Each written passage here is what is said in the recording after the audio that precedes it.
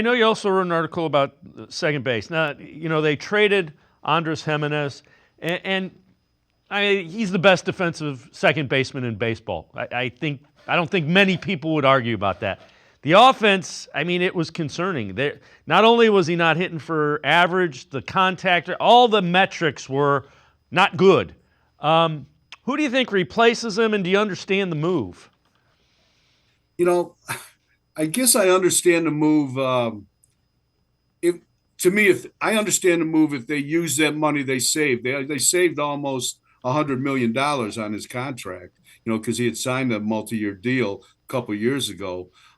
If they use that money and to go get some more players, okay, I get it.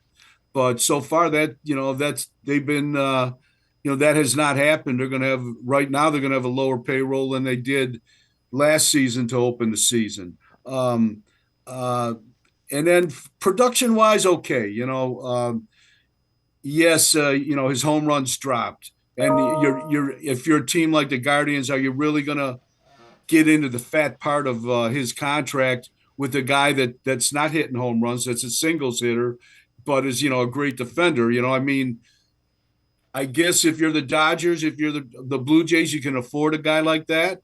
But you know, with the Guardians, you can understand the move. But now you got to replace them, and and it's this guy still drove in 63 runs. He still stole 30 bases for the second straight year. He still scored a bunch of runs.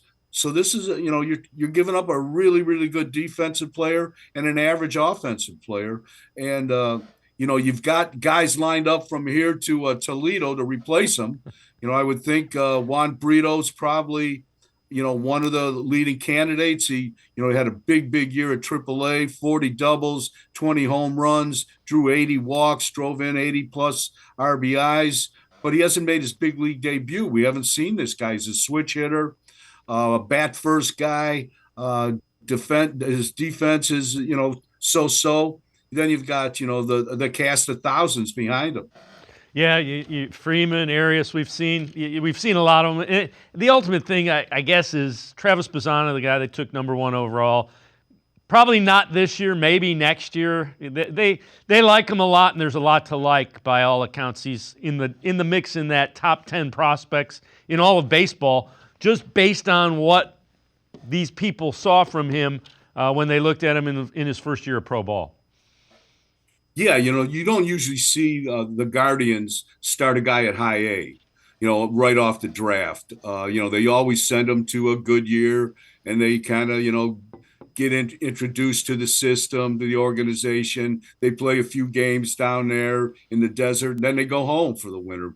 But they sent Bazzana right to double A ball at Lake County. He helped them win the Midwest League Championship.